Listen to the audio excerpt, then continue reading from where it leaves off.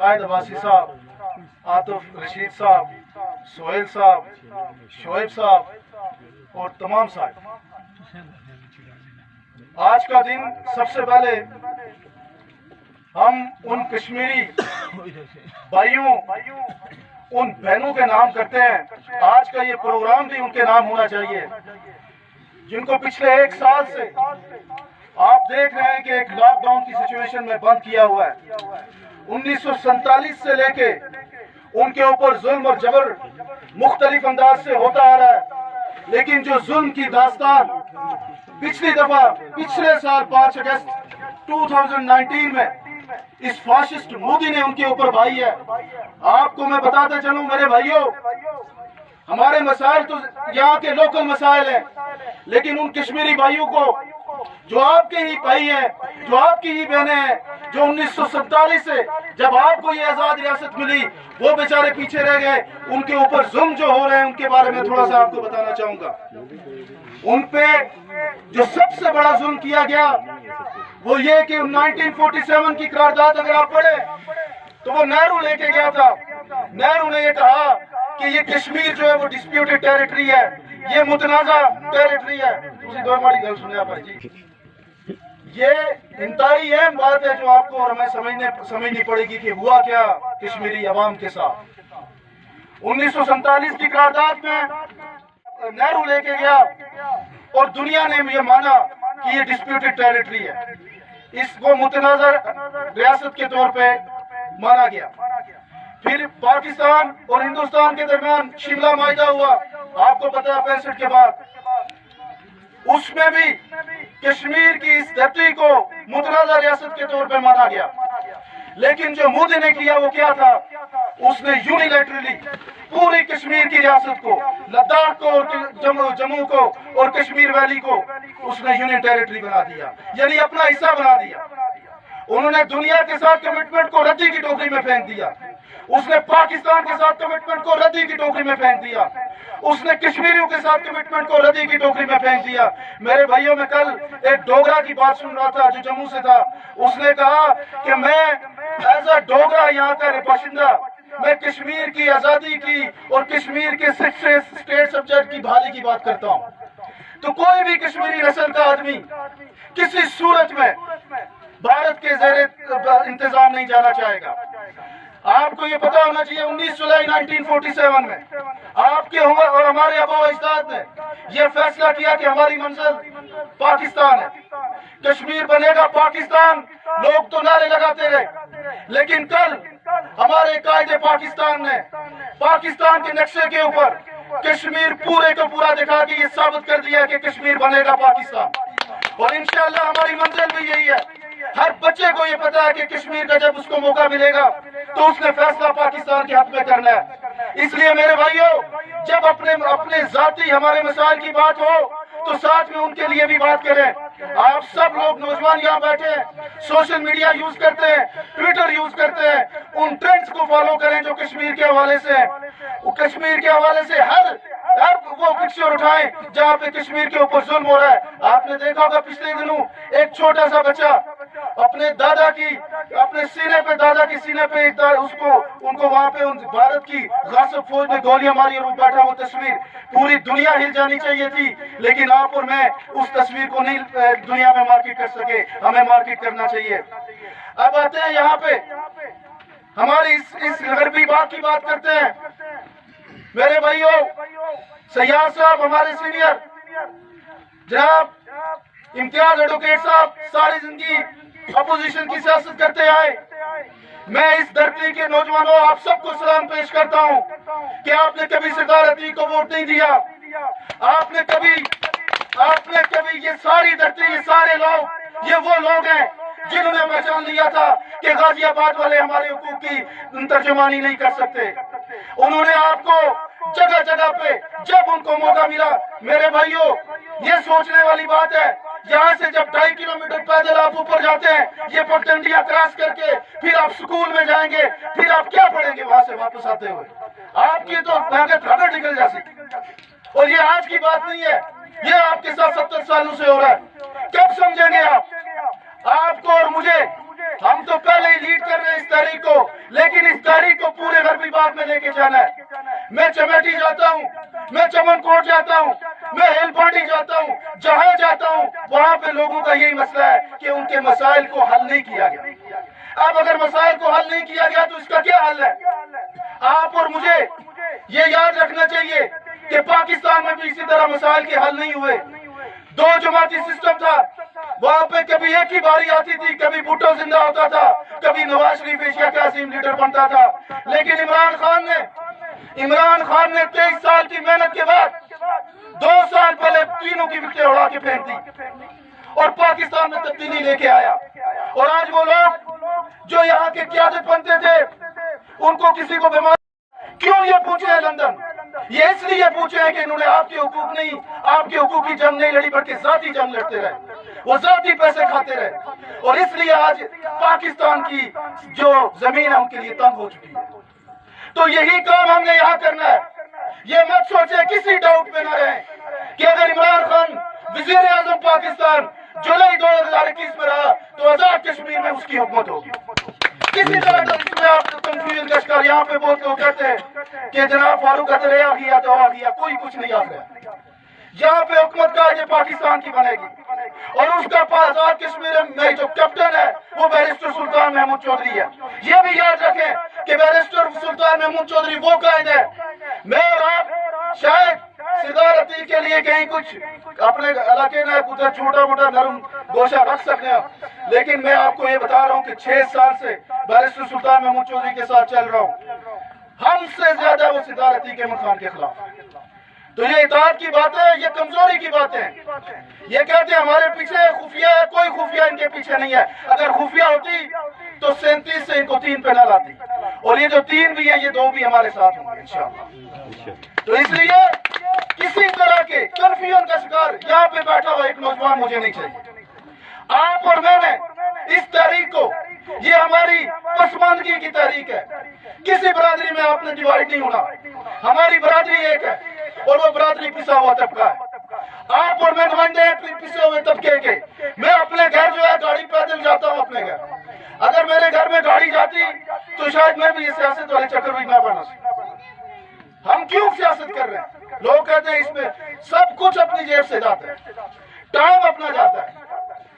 ہم کو جدی پوچھتی سیاستدان بھی نہیں، ہمیں اس طرح کے مسائل نے سیاست میں لایا۔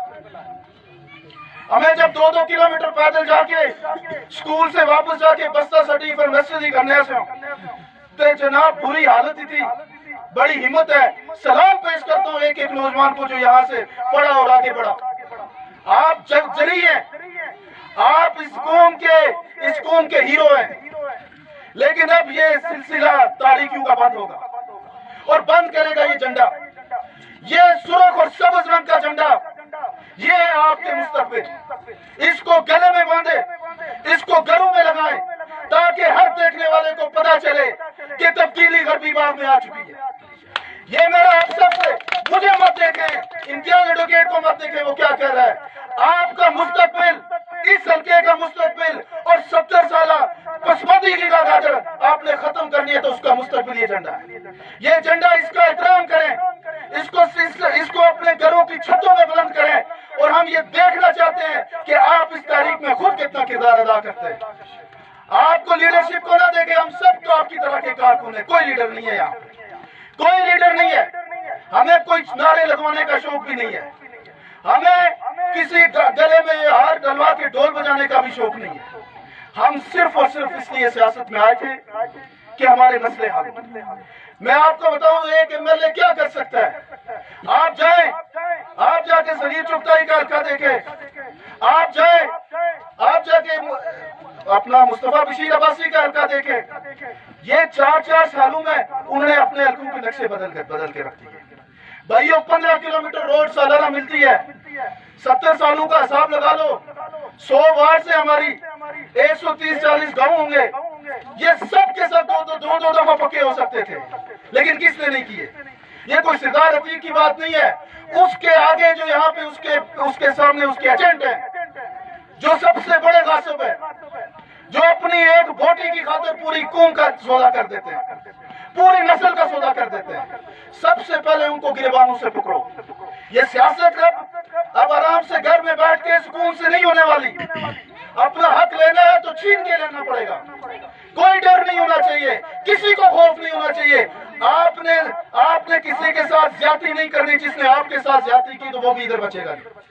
ये भी मैं आपको बता दूं, हम कोई कमजोर नहीं, हमें यहाँ इस हल्के में कोई आप ये मत समझे कि आपके ऊपर कोई जुल्म करेगा तो हम बर्दाश्त कर लेंगे। ये मैं आपको सबको बताना चाहता हूँ कि गरबी बाग के किसी भी पीटीआई और तहरीक इंसाफ के कारकुन के ऊपर अगर किसी जगह पे ज्यादती हुई तो उस ज्यादती का सूद समेत हम इजाला करेंगे इंशाअल्लाह ताला। आप और मैंने इस तहरीक को नए मोड़ पे लेके जाना है। ये रमला वालों, ये आड़ी चीड़ वालों, आपने तो 40 साल से साबित किया कि आप आगे बढ़ना चाहते हो। आपका कहीं ना कहीं सौदा आपके अपने ही करते रहे। उनको भी पहचानो, उनको भी पहचानो जिन्होंने पिछले साल आके आपको कहा कि हम मोटरवे बना के दे देंगे, 6-6 किलोमीटर रोडें बना के दे देंगे। आज वो किधर हैं? उनको भी पहचानो जिन्होंने बरादरी की बुनियाद पे आपको आके कहा कि तुसी वोट दे दो। बाजी जो आज तो आपको 4 साल हो गए नहीं नजर आ रहे। ये है वो आपके गासब, ये है वो आपके जो आपको किसी बरादरी के चक्कर में, किसी अपने छोटे से मफाद के चक्कर में आखिरी वक्त तुसा अपने नाले नहीं छोड़ना। इसलिए अब आपने सिर्फ अपनी जात की बात नहीं सुननी। सयाह साहब, ये जो रोड आप की बात कर रहे हैं, आप ये सोचें कि अगर आपने फैसला ना किया तो ये अगले 70 साल भी ये रोड इसी तरह रहेगी। इन्होंने नहीं हल करनी, इन्होंने करनी होती तो इससे पहले कर चुके होते। तो इसलिए अब ये फैसला आपके और मेरे पास है कि हमने अपना मुस्तकबिल किस तरह बनाना है।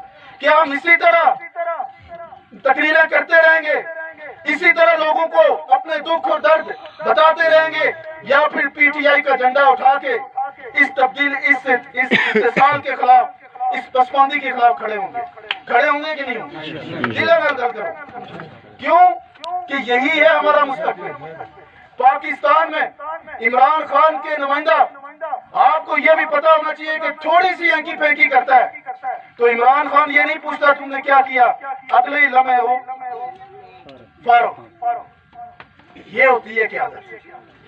ये क़यादत कोई लग्जरी काम नहीं है कि यहाँ पे किसी को प्रोटोकॉल दे। ये क़यादत वो करेगा जो आपका मसला हल करेगा। ये क़यादत वो करेगा जिसको कोई झंडे का शौक नहीं होगा, बल्कि वो करेगा जिसको आपके एक एक मसले का एहसास होगा।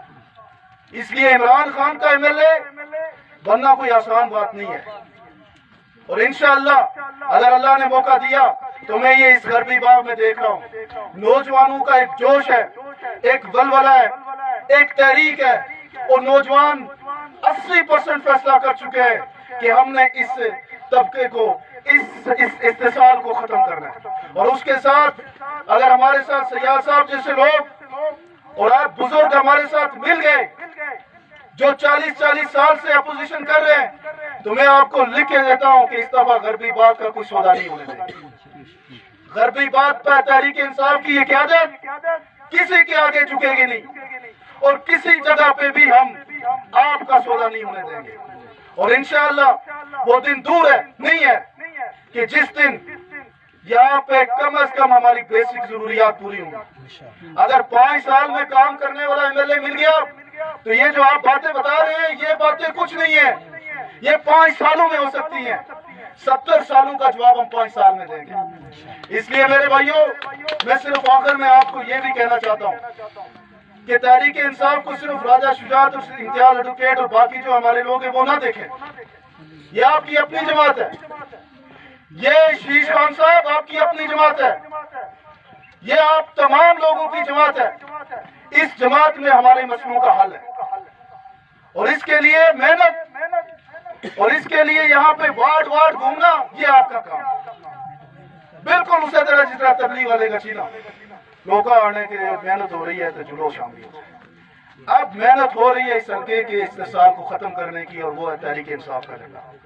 और इस झंडे को पकड़ के हर गांव में आप अपने बहन के पास जाएं, अपने भाई के पास जाएं, अपने नौजवान के पास जाएं और उसको ये मैसेज दें कि बेटा बहुत हो गया, अब हमने ये इमरान खान की क़यादत में तहरीक इंसाफ के झंडे तले अपने मसलों को हल करना है। और इंशाअल्लाह ये मैं आपको बता दूं कि हर उरूज को ज़वाल है और सितारे अतीक अहमद खान का उरूज अल्लाह पाक ने इज्जतें दी, पूरी रियासत में हुक्मरानी करते रहे, लेकिन जिन लोगों ने इज्जतें दी उनका ख्याल नहीं रख सके। आप सब पढ़े लिखे लोग हैं, नौजवान लोग हैं, पूरे कश्मीर में जाएं, सबसे पसमानदा आपका हल्का है। ये उसको सोचना चाहिए कि इंशाअल्लाह बहुत इबरतनाक इंजाम होगा इसका, और वो आप करेंगे।